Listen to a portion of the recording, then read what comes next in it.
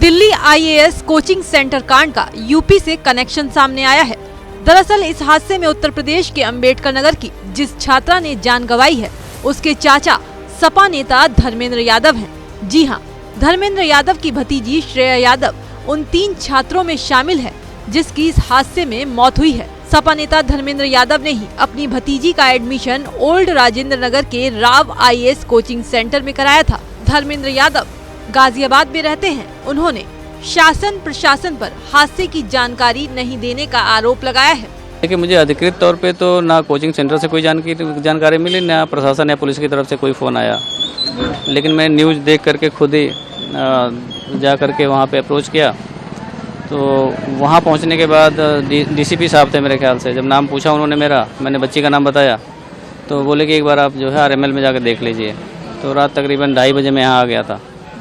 तो मोचरी में 3 बच्चों की डेड बॉडी रखी थी, 2 बेटियाँ थीं और एक लड़का था। तो उससे मैंने कहा कि मैं एक बार मुझे चेहरा दिखा दो, मैं पहचान लूँ। तो बोला सर ये पुलिस केस है, हम दिखा नहीं सकते। फिर बोला एक पेपर है मेरे पास, आप उसको देखना चाहें देख लें। तो उनमें 3 बच्चे थे, एक श्रेया यादव भी नाम लिखा हुआ था। तो फिर मेरी इतनी हिम्मत नहीं हो रही थी मैं उसके अंदर जाकर देखूँ भी, मेरी स्थिति ऐसी नहीं थी। फिर मैं बाहर आके गाड़ी में बैठ गया। फिर सुबह तकरीबन 6 बजे 6:30 बजे के बाद दोबारा गया मैं। तो मैंने कहा भैया आप तो दिखा दो, रात में तो आप मना कर रहे थे, रात में नहीं दिखा सकते। तो बोले अभी जब तक पुलिस नहीं आएगी, आईओ नहीं आएंगे, तब तक हम नहीं दिखा सकते।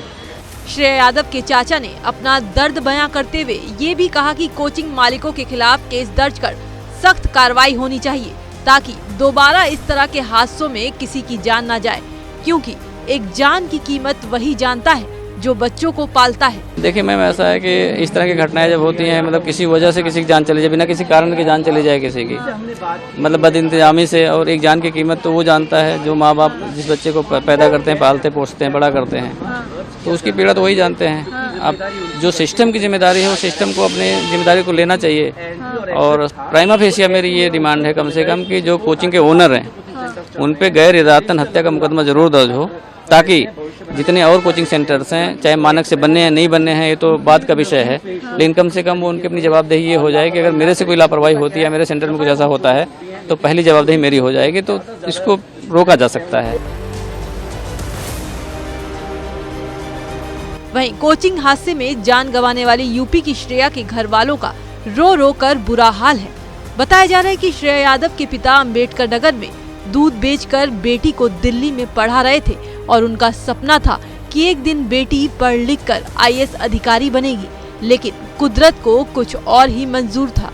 सरकार से हम सबसे बड़ी मांग की है कि ऐसे संस्थानों को बंद कर दिया जाए जो बच्चों को हमारे बच्चे हमारा भविष्य है, हमारे भविष्य के साथ वो लोग खिलवाड़ करते हैं पैसा कमाने के लिए।